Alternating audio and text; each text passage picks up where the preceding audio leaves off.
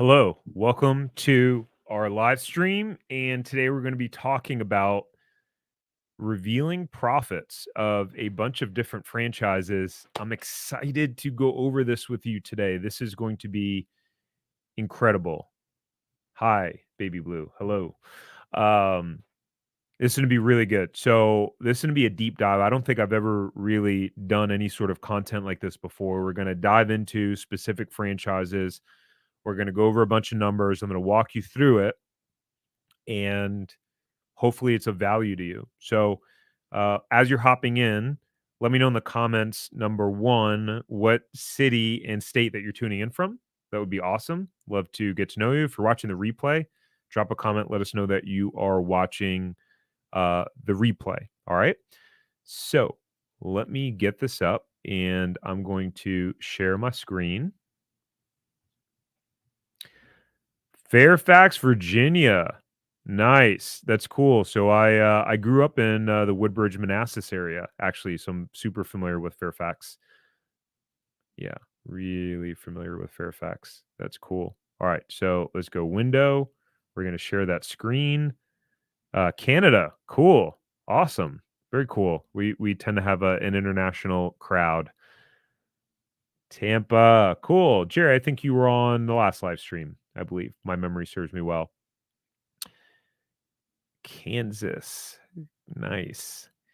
All right, so what we're going to um well, I have a specific presentation, so I won't be going over pliables here, but definitely we'll add it as something to look into.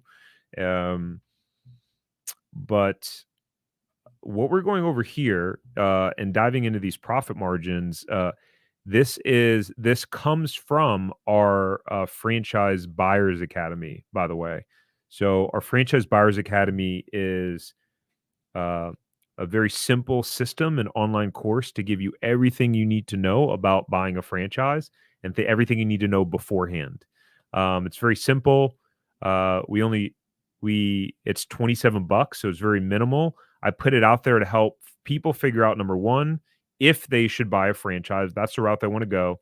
Number two, if so, how do you make money with it? So we talk about things like sales to investment ratios, how to get funded, service versus retail, and things like profit margins. These are the sort of things that are in the Franchise Buyers Academy, by the way. And so I'm going to just drop the link there in the comments. So for any of you at any time, if you want to go grab it and get access to it, I think that you would get a lot of value out of it. So let's hop in. Profit margins. I'm super excited to go over this. So profit, and again, we're going to go over specific franchises. I'm literally going to pull up the numbers. I'm going to walk you through it. This is going to be very detailed, technical, revealing, and hopefully my intention is helpful. So if you get value out of this, by the way, and you're in YouTube, if you could just hit the like button on YouTube, that would be awesome. So profit is the lifeblood of your business. And although touting sales numbers feels exciting, most of the time the numbers that matters the most is your profit, right? So if you do $1 million a year in sales, but your profit is 5%, you're only taking home $50,000, right? This reminds me, and someone just hit the like button on Facebook. Whoever you were, thank you. It doesn't show me who it is, but I see that someone on Facebook did that. So thank you for that. We put the disclosures in the description of this document, but all of the numbers that we got here are that I'm about to show you are from franchise disclosure documents directly from them. And there may be a more recent version of the franchise disclosure document. So that's the disclosure. All of this is for informational purposes and is not a solicitation to buy any franchise. So profit is important from a risk standpoint. Obviously, if you're going to risk a higher investment into a business, you want to be rewarded for taking on that risk. That's where sales to investment ratio is super important. There's a detailed module in the Franchise Buyers Academy where we dive into sales to investment ratio. But very simply, for retail locations, you want it to be 2-to-1, and for service, 3-to-1. Meaning, if the average cost to get up a retail business, let's use the example of a acai bowl place. If it costs $500,000 to get open, the average sales should be 2 times the cost to get open. So the average sales should be $1 million in that instance, if you want to put yourself in the best position to succeed. And then 3 to 1 for service-based concepts. So if it costs 200 grand to get open, you'd want the average sales to be 600K, right? This is relevant because of what we're going to talk about in profit margins. So some businesses are known to have lower or higher average profit margins, right? So one of the things that people don't know is that food is actually one of those businesses. Most people think about food first when they think about franchises. I don't want to pick on you, Baby Blue, but like asking about the Pliables franchise, that's a food franchise, right? That was one of the things I did not know before buying my franchise. So this is why I say, again, if you're looking for the person who has only succeeded in franchising, never made any mistakes, I'm not your guy because I've made mistakes. And my goal is to help you learn from my mistakes and avoid it, right? So food generally has a lower profit margin. So think brands like McDonald's, Pizza Hut, Taco Bell. The reality is that food is actually one of the lowest profit margin businesses that are out there. Most people don't know that. Most credible sources that show average food, or QSR, which stands for quick service restaurants, has an industry. I'm just talking business in general, not talking franchises, just business in general. There are sources like a website, Toast, so one of the leading point of sale providers for restaurants. The industry average of 0 to 15% with food, right? And with the bulk of it being between 5 to 10% range. So yuck, right? Especially when you think about the high investment that many of these have. And so given that I was in the food business, I usually tell people to stay away from food. The only reason where food makes a lot of sense is if you're going to own like 3 or more locations typically. Because you're taking a lower margin, you need it across multiple different locations. It's been a long time since I wrote this training, so I forget what I'm going to say. The good thing is that my mindset now is like the same as what it was months ago when I created this, which is which is good. So I just said that. And so like in here, I put, okay, unless you plan to own more than 3 or more, we'll talk about that deeper in the scaling modules. So again, this is just a snippet of a training that's in our Franchise Buyers Academy, our online training program. So I dive into exactly how to scale. So what that looks like, scaling multiple territories, multiple locations, and I model it out in terms of how much of a down payment you have to put, how to fund them, how to build the hiring team and structure. It's very interesting. So if you want to see that, of course, you can check that in the Franchise Buyers Academy. But if you look at a retail franchise doing $750,000 in sales, right, and it did a 15% profit margin, that's $112,500 in profit, right? And that reminds me, we got another question. What does a good profit margin look for? As I'm going through this, drop your questions in the comments, and then I'll either answer them at the end. So hang around to the end. And some of them, if it's super relevant, I might hit while I'm going through this. So outside of just profit, you have your debt service, aka your loan, right? So let's say your loan is $350,000 at a 9% interest rate. That's about a $4,500 a month loan payment, which is about 54 grand a year. So your take home after paying your business loan would be 58 grand, right? Again, this is just a completely hypothetical situation, not talking about any specific franchise. So you would probably want to leave a cushion in your business account for cash flow. So after all that is said and done, maybe you actually take home 40 of it. That's what you pay yourself. Because if you profit 58, you're not going to not leave money in the business account, right? These are the things that people don't think about, right? The real life of business. I remember the very first time I created like an online business back in the day. It was like 15 years ago. And I sold something. It wasn't even for a large amount. And I didn't realize that there are merchant costs. There are credit card processing fees. So if you sell something for $100 as a business owner, you only get around 97 of those dollars. It was something I hadn't thought about, right? So these are the little things that people don't think about. Like, oh, okay, well, that's cool. I'm making $112,000 in profit. Oh, yeah, I have all my debt payments. Oh, yeah, I'm not gonna even after that, I'm not gonna drain the entire business account. You gotta leave a buffer. So this is why understanding retail versus service is huge, and there's a whole separate module in the Franchise Buyers Academy on retail versus service.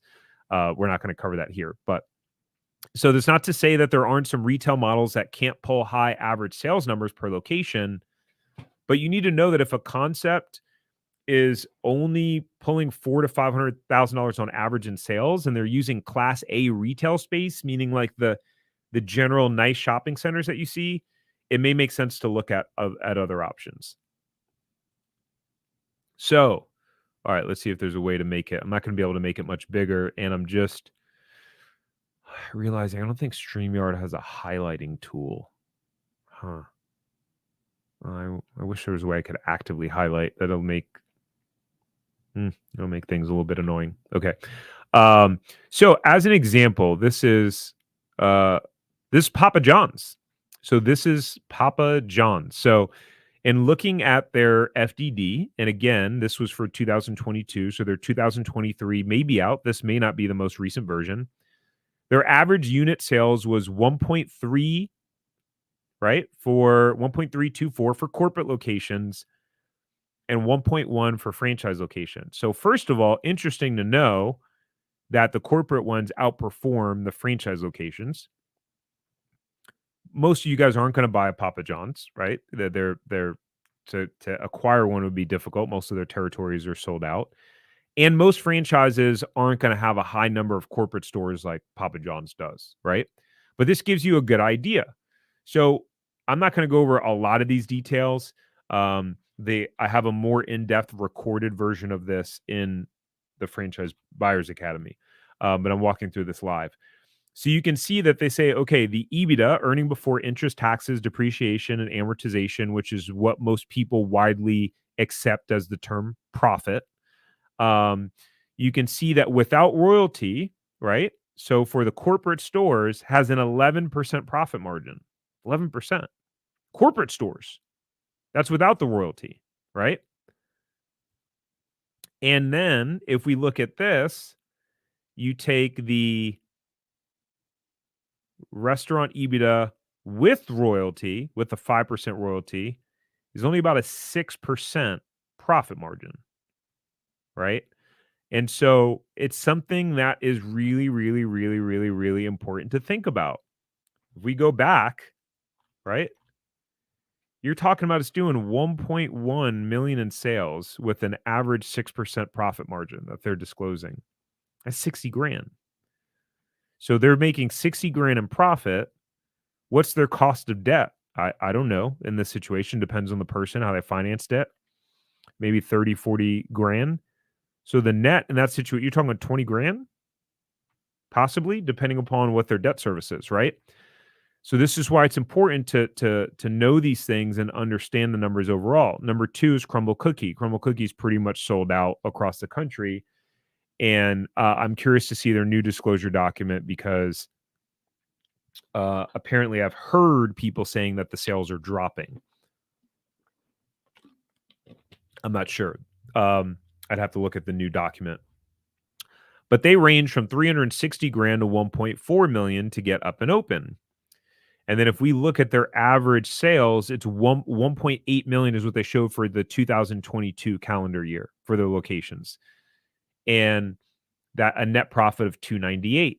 So typically in profit margins, if you have a retail location, the higher the sales, typically the higher the potential for the profit margin to be. The reason is because no matter what, you have a fixed cost of like your rent, as an example. So no matter how much sales you do, let's say if you pay 10 grand a month in rent, you pay 10 grand a month in rent, whether you do a million in sales or a million eight in sales, right? So obviously you're going to have a higher profit percentage on that additional $800,000 because you have that same fixed cost. Is this too complicated?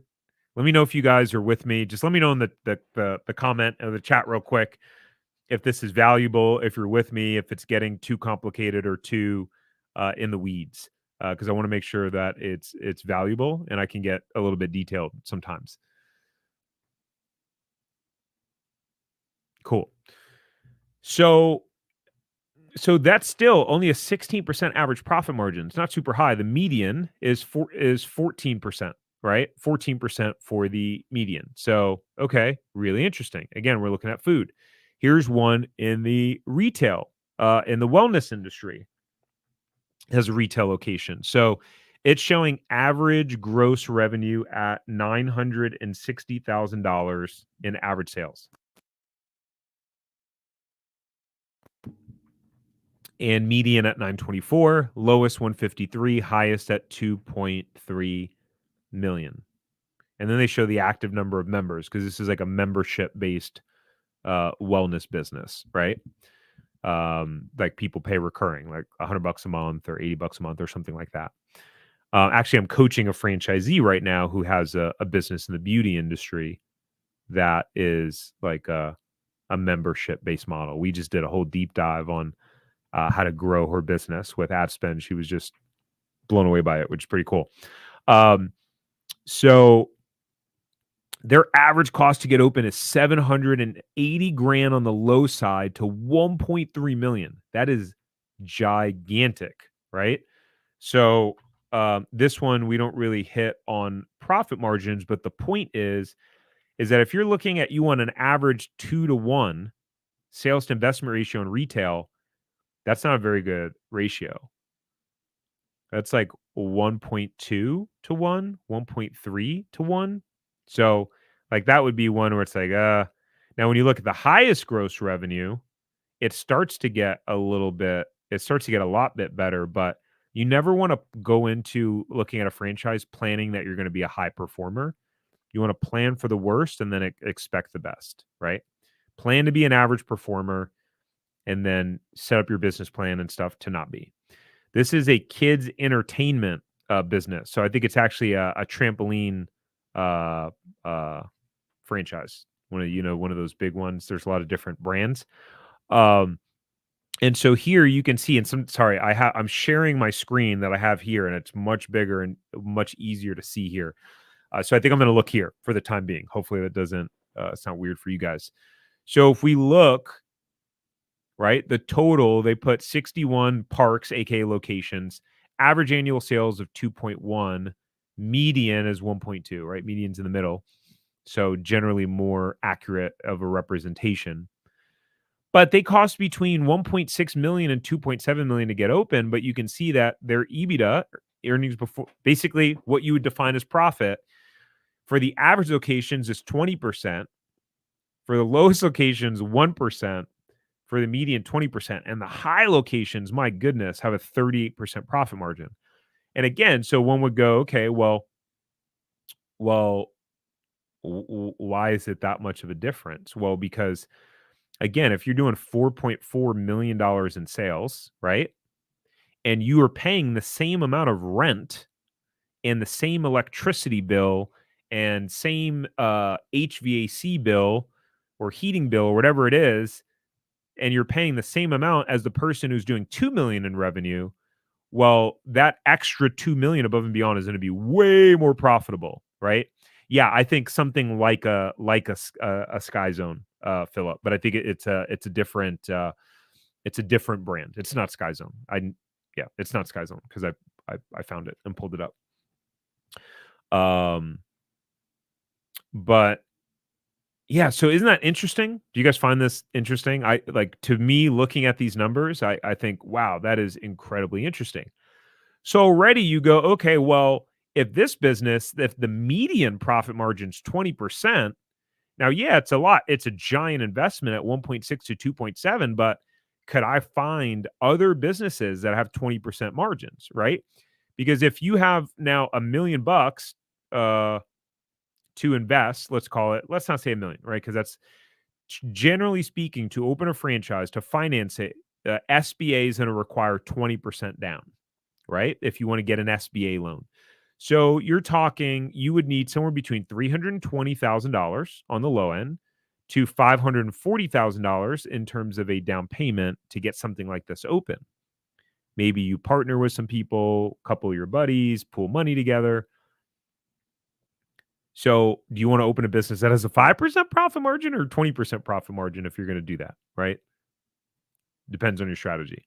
So, let's look at some service based franchises, some of which may require a warehouse, small office, but they typically won't require Class A real estate, which has a higher cost per square foot, right? So, service concepts, you're typically going to want to target 20 to 30% profitability. Again, that is not to say that that is what they make. There's not any sort of income claim or representation. But if I was going to a service-based business, I'd want to target that sort of range.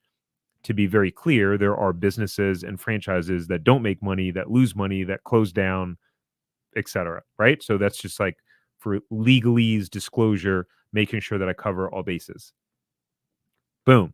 By the way, again, if you're getting value out of this, this is just a tip of the iceberg of what's in our franchise.com/FBA. That link that's scrolling across the bottom of the screen, it'll take you to this page. And then you'll be able to see it's been super popular. We've had a ton of people enrolling in it and just giving it raving reviews. But there's about 4 hours worth of content like this in the Franchise Buyers Academy. You get lifetime access to it. It's epic. It's awesome. So you should go check it out. All right. So this is a home services brand, right? And so here's what they show. They show franchise outlets. The startup cost range is 143 to 200 grand to get open, and the median adjusted profit is 175. Average 257, high $1 million. The lowest is someone's losing money. They lost 57 grand for the year, right? So this is where, the question you should be asking yourself is what makes the difference? Why are some people losing money? Why are some people crushing it? And why are some people just average overall? That's the question to answer when you're doing due diligence. Sometimes it has to do with the franchisee. Sometimes it's just people suck at running businesses, or they're lazy, or they're undisciplined, or they don't follow the system. So there is a good amount of times, if you see a system where there's a good amount of franchisees that are performing well, then a lot of times the poor performing locations are just that, like, people are distracted. They have other businesses, other jobs. They're not fully putting it all into their business. Sometimes, depending on the system, the franchise could just suck and not have a great unit economics or kind of profit potential overall. These are the type of things we coach people through on the due diligence side of things once you actually do find franchises. Anyways, so you can see here 175 in adjusted profit margin. The median average gross sales is 883. So remember when I talked about the sales to investment ratio? Even on the high end of the investment, this has a 4 to 5 times sales to investment ratio. 4 to 5 times. Crazy, right? By the way, I'll just hit a quick pause. If you guys want to, so some of these franchises, obviously we know what they are. We know the brands. We know which ones they are. If you want, you can schedule a free, I didn't mean to do that as like a ticker. Where's the one that just like pops up? I don't think we have it. Okay, that's the ticker. They're all tickers. You can go to franchiseempire.com/check territory, and I'll drop that link below too. But you'll be able to schedule submit your info and your the zip codes that you want to look at in the area, and our team will do a free 15-minute call with you to discuss what is available in your area. So we can look at, again, we have a whole list of some of these ones that we know make money and that have higher profit margins. So we can shortcut your process, make it super simple. It's a totally free call. Anyways, let's go back to Franchise Buyers Academy. While we're going through this, if you have any questions, let me know. I see we have a couple of them building up. I'll hit those at the end. So very interesting, right? You're talking about this has almost a 1-to-1 investment to profit ratio, which is even crazy. That's a whole nother layer of it, right? This is a different home services brand. So if we look at 2022, right, and I have to look at it on the screen because it's so small. Um, the adjusted profit shows is 29%. Now, this is where, again, this is where we teach you all the due diligence stuff in our zero profitable franchise system, because you start throwing around terms like adjusted profit. You're like, what does that mean? How does it work? What's adjusted? What's not in there, et cetera. But it gives you a good baseline overall. And you got to fill in those gaps through other methods of due diligence. But it gives us a pretty good idea of that. Okay, I mean, this is hitting most of the main expenses. You got labor cost, right? Materials. And so you can see that the gross profit is 56%, right? Which is a solid gross profit percentage. And then when you take all the other expenses, rent and marketing and da da da da da da da da da, you get the average amount of 29%, $321,000 adjusted profit, which is interesting. I actually think this might have been a single location, guys. This may not have been the average. Again, this was pulled directly from the franchise disclosure document. It's been a while since I put this together. Here's another franchise, and as an example, it shows. Hold on, did I show startup costs here? No, this is a different franchise brand. It's between $110,000 to $193,000 to get up and running, and the median sales are $3.2 million. Median sales. I mean, granted, there's only 12 locations that they're showing, but that's wild. Now, this franchise has a little bit of a different model and how they kind of run things. An example of home services, Baby Blue, would be like a painting franchise. Does painting, commercial painting, people's houses. Home services could be roofing. It could be tree service. It could be pest control. And basically anything related to kind of servicing homes. It could be an HVAC company. A lot of people go, oh, that's not sexy. That's not sexy, though. Like owning a acai bowl place could be way cooler, right? That's what I thought 9 years ago when I signed my franchise agreement. This is part of what we educate people on. And I go deep into it in the Franchise Buyers Academy because what I find is that a lot of people just buy the wrong franchise. They don't know what they don't know. They look at options and it recently happened. I recently connected with a guy. He bought a lobster franchise where they do like lobster rolls. And the guy has an awesome skill set. I'm sure he could have found a business that probably cost half of the amount to open, where he could have probably averaged double the income. Think about those numbers. It's wild. This is why, you want to get professional guidance. You want to get this insider information so that you can shortcut your process, make it easier, avoid critical mistakes. There are some people that spend $600,000 to get or $400,000 or $500,000 to get a food franchise up and running. That shows in their FDD they only average $500,000 in sales. It's just like, you don't know what you don't know. Again, I was there. It's not a judgment. So, yeah, David, thank you very much. I appreciate that. Very kind of you. I do my best to add value and to support you guys. I give away a tremendous amount of information completely for free, knowing that 80% of people will never reach out to us, and just knowing that, doing goodwill and a small percentage of you will wind up reaching out and doing business with us, which would be awesome. And at least if you never do, but you use the content to become successful, hopefully you would like send me an email or a note or comment on one of the videos. Because it brings me so much joy to hear when people said, hey, I've been watching your stuff and I used it and I made a decision, and so on and so forth. So, this will be, I'm live streaming it to YouTube now. So it'll stay on there after we finish this. But I would highly recommend you go get the Franchise Buyers Academy. If you got value out of this, I'd highly recommend it. Again, it's only $27. So it's like, what was the last thing you spent $27 on? You probably had a lunch some point recently.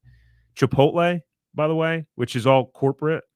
But the average amount I spend now in Chipotle is, I always get double chicken. So it's like, I think it's like $13, $14. So it's 2 visits at Chipotle for something that could save you hundreds of thousands of dollars. By the way, can I just say for a second, profit margins aside, let's go back to this for a second. Um, I'm very actually introverted. One of the things, if you want to be an entrepreneur, is that you have to master sales and marketing. So one of the things that I always felt very uncomfortable with sales, selling people, promoting things. It always made me feel very uncomfortable. Um, and so it's something that I've had to get good at and comfortable with in a business. And so I just want to pass that on to you now because I know we have a lot of technical, operationally minded people, detail people that watch my content. It's like you have to get comfortable and master marketing and selling your products and services, right? So be comfortable with that. And if when people try to sell you, if or like try to, obviously if you have a good product, you believe in it, like of course you want to get it into more people's hands, right? And so the you have to do a mindset shift around it from selling to helping and to adding value. Um anyways, that's my side tangent. Okay, let's talk about this one. So this one is what is this? Okay. Um, this one shows gross revenue. Oh, this was the other one. This was what we just talked about here. So they break it down. Average gross revenue 3.8 million shows their percent of materials, subcontractor labor. So their gross profit's only 40%, which is a pretty low gross profit. Actually, you really want to see 50% or more in gross profit. Generally, this is where it depends. There's so many caveats to this, which is impossible for me to cover in these lives. And that's why I put together things like the Franchise Buyers Academy, because I can just take my time and go through a lot more nuance. And then you can like rewatch it, replay, speed it up, rewind it, so on and so forth. Um, but the gross profit margin that you want to target depends on if it's service or retail, by the way. So you can see that they show estimated average gross revenue, less disclosed expenses. Again, you'd have to see in the FTD what does less disclosed expenses mean overall. But again, it gives you a pretty good idea of the numbers overall. So this is why it makes me sad to see when people are buying franchises that don't have great like numbers, unit economics to it, that don't show great sales or profitability, because there's so many great options out there. And so yeah. All right. So let's hit questions. Um, and then we'll wrap up. So just real quick again, for any of you that I'll switch the ticker real quick. So for any of you who want to, number one, find out what any of those franchises were, or find out what our team can check on what's available in your specific area, then go to franchiseempire.com/check territory. Now, just as a even when you set up that call, we're going to ask you to enroll in Franchise Buyers Academy. Typically, like it's not required, but in order for us to have the most intelligent conversation with you and for us not to waste each other's time, the ideal situation is you go through at least some or all of the Franchise Buyers Academy in conjunction with the conversation with the folks in our team, because then you're going to be more educated and not ask us the same questions over and over again that literally people ask us every single day. That's why we create some of the courses and content of Franchise Buyers Academy, to be able to give you that information in a detailed manner that it's impossible to have in a 15-minute call, right? So let's hit over some of the questions. So what is the best advice for small and new entrepreneurs? Well, here we go. What's the best advice for small and new entrepreneurs? Best advice. Well, I think it would depend on your specific situation. But I think it goes back to what I said earlier. If I had to give just generalized advice, which is to become a master of sales and marketing. The businesses that generate the most amount of money and profit are not often the ones that have the best product or service or fulfillment. It's the ones who are the best at sales and marketing. Like people have a lot of complaints about Tesla and say that it's they're not quality and all sorts of complaints. But why do they crush so many of the biggest, or that used to be the biggest car manufacturers? Elon's great at sales and marketing, right? So master sales and marketing. And when you do that, when you focus on selling and marketing and generating as much revenue, it allows you the ability to afford then recruiting, paying people top dollar, hiring more people, and it allows you to hire, to delegate. But when you're a perfectionist and you focus too much on operations, you don't have enough sales to hire more people. And that's when entrepreneurs get stuck working in the business and not on it. I've learned from experience, by the way. These are all mistakes that I've made. So not preaching, just like sharing what I've learned over the years. Um, what is a good profit margin to look for? I think we already talked about that. Depends on if it's retail or service, but I think generally speaking, the way that I calculate it is that 10% is generally like an okay profit margin, 20% is good, and like anything over 20% or 30% or more is like exceptional.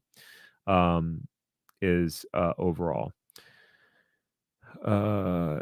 Purity in the FTDs, do franchisors typically include all expenses such as insurance, taxes, et cetera, under operating cost? So good question. A lot of franchisors don't even, there are franchises that don't even have what's called an item 19. Where they're allowed to show how much money you can make is in a section called item 19. You know, we sift through hundreds of franchise disclosure documents on our team. Like, this takes a tremendous amount of time to find them, download them, look through them, analyze them. But I specifically picked ones that showed profit margins. A majority of them do not. They just show general sales numbers. So the broad answer is no to your question. All right, I already answered that. Examples of home services. David said I do a great job. Thank you. Will this be posted to my YouTube? Yes, both YouTube channels. David just got off a call with Bloom and Blinds. That's cool. Philip. Oh, Kevin. Philip, are you working with Kevin? Kevin on our team? Is that what you mean? On our brokerage team? Is that where is that what you're talking about? Kevin is great. If that's who you're talking about, Kevin is great. And some of you guys will know Kevin because I do the newsletter with him. Oh, cool. Awesome. Yeah, Kevin's a badass. For sure. So if you don't see we do weekly live newsletters, and we break down different franchises and their sales, and we break them down. So make sure you're subscribed for that. Moochie. I don't know what that, I'm here. Okay, cool. Welcome. What do I think of the blinds installation and repair biz? I'm in Atlanta. Yeah, I know some people that are very successful in that space, David. Not with Bloom and Blind specifically, but yeah, I know some people that are very successful in that space. So sometimes a lot of it does have to do with the brand that you're in. By the way, just the industry overall. Some brands just do it better than others. Sometimes we can find some resales actually. There's a popular brand in that space that often has resale. So hit us up on that franchiseempire.com/check territory, and we can check for you if you'd like. You can set up a call with Kevin or Krista. Jerry, any advice on brand new company trying to find financing? Yeah, I've done a lot of videos on financing, but generally you can go SBA, probably going to be harder if you're a brand new company. You can try to get an unsecured business loan. There's a lot of different ways to do it. Just depends on your situation. But I have a bunch of videos on funding. I'd go to my YouTube channel and look it up, because I've done like 40-minute deep dive videos, kind of like this, all on funding. So cool. Well, thanks for your time, guys. I don't see any other questions in here. Again, if you got value, we would love your support. If you went and enrolled in our Franchise Buyers Academy at franchiseempire.com/FBA. There's just so there's just so much value in it. Sometimes you ever have experience where you try to tell someone how great something is, and they're like, because you've experienced it. Like, let's say you went to a restaurant or you saw a movie and you're like, it was incredible, because you got to experience the emotion of it and live it. And you're trying to tell it to someone and they're like, yeah, yeah, yeah, yeah, it's cool, it's cool. And you can tell that they're not getting the excitement and how incredible it is. Like, if you could just get them to experience it, um, that they would be blown away. And then finally they do. Finally, they're like, "Oh, I went and saw the movie and it was incredible." And you're like, "Right?" And now you guys are on the same page. That's the experience with the Franchise Buyers Academy, by the way, is that it's that epic, at least in my opinion, but I'm biased. Purity said, "Would I franchise with a newer franchisor?" It depends. Generally speaking, why do people buy franchises? Because it's proven. So why would I go with a newer franchise that's less proven? The only advantage would be if they're doing something unique or innovative, or if the other proven ones don't have any more territory availability, right? Um, which is why I tell people to move quickly. Like, if you're really interested in franchising overall, like, let's see what's available ASAP, because a lot of the really good ones that show crazy high profit margins, they get bought out quick. So you got to operate with a sense of urgency, speed of implementation. That's the other thing. Okay, so go before we go, real quick. So the second part, let's see if my seat. All right, then it's not covering my mouth. The second part of the best advice, and I'll leave you guys with this. So, what is the best advice for small and new entrepreneurs? I said number one, sales and marketing. Number two is speed of implementation, meaning when you have an idea in your business, or that I need to do this, or I should do this, or hey, I think this will be helpful for me. How quickly do you go from thinking I should do it, I want to do it, to actually doing it? Your speed of implementation is going to have a dramatic impact on your ability to succeed. So, the most successful people that I know are decisive. And you can cultivate that skill set. It took me some time because I'm naturally an overthinker. So I would procrastinate and delay and question, but the most successful people I know, they just implement right away, right? Doesn't mean recklessly, but you implement right away. If you know you should do something, if you think it's going to be valuable, to do it. As an example, a marketing campaign. In your head, you go, "Oh, I know I should implement this marketing campaign. I know that if I figure out mapping out this marketing campaign and spending more money in ads, that I'm going to boost my revenue." But you get busy, you get distracted, and you focus on other things. And 3 weeks later, you get to it. Well, on the other side of things, there was another entrepreneur that had the same idea, and that immediately, that day, the next day, they took a step towards implementing that marketing plan. And over that 3-week period, they now got results, higher sales, more leads, because they implemented it quicker. And because it took you 3 weeks, that actually cost you money. So the more you can get in that frame of mind of inaction, delay, procrastination, indecision cost you money as a cost to it, right? So that's why, like, as an example, like, some people watching this may go, "Oh yeah, the Franchise Buyers Academy sounds good. I'll look into it," right? And then a week later, they still haven't done it. Or I'll have people that message me, "Hey, how do I da da da da da?" And I'm like, "Here, schedule a call with our team." And then, like, they don't for like a week or 2 weeks. It's like you gotta move on things quickly, because the sooner you do it, the quicker you're gonna get to the finish line, generally speaking. So that would definitely be a piece of advice. And so my team and I, now we have this philosophy in the business to execute quickly, phase 1, phase 2, phase 3. So what we do is, when we have an idea, or I like to call it a hypothesis that I think will work. As an example, hey, if we do more live streams, right? Hypothesis. If I start doing live streams, I think we'll have more people go to the website. I think we'll have more people schedule calls with us. I think we'll have more people that will get value, therefore say, "Oh, hey, cool. I got value out of this. We want to work with you." So what will happen is, sometimes perfectionism is what gets in the way of speed of implementation. So you go, okay, well, we have to do it like this. We have to have this ready and this ready and this ready and this ready. And so it delays your implementation. So we have a phase 1, phase 2, phase 3 mindset. Phase 1 is how do I implement this within 24 to 48 hours? How do I just implement it within 24 to 48 hours? Even if it's something that will require a lot of preparation. How can I test my hypothesis, right? So it could just be like, hey, I just hop on live and I just start talking and whatever it is, right?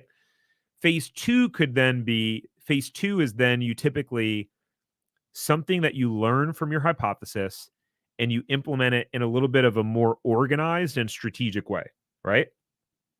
Then phase 3 is then you really that's like the perfection. Like, okay, like if I took the time to plan this all out, coordinate with different people, get everything ready, make it look all nice and pretty and packaged, that's what phase 3 looks like. So your ability to do phase 1 as quick as possible, it's gonna help you. And so it's been a game changer for us in the business. As an example, the newsletter that we do, um, that was an idea that I had, the email newsletter, and within 24 hours, I had put the first one together. I got the idea. I was like, let's just throw it together. Boom, we did it. And it's evolved now. It's gotten a lot better. Then I had the idea, let's do a video version of it. Let's stream it live as we talk through it. So then Kevin and I started doing that and so on and so forth. So hopefully that's helpful for you guys. And hopefully you got value out of that. And yeah, thanks for your support. You guys are awesome. I will continue to do these on Thursdays. We have a lot of content coming. The more you can comment on stuff and let us know what sort of content you want to see, what questions you have, super helpful. Gives me ideas because sometimes it can be hard to think of like, what am I going to talk about this week, or what do people want me to talk about, etc. So, all right, you guys, you have an awesome rest of your day. Take care.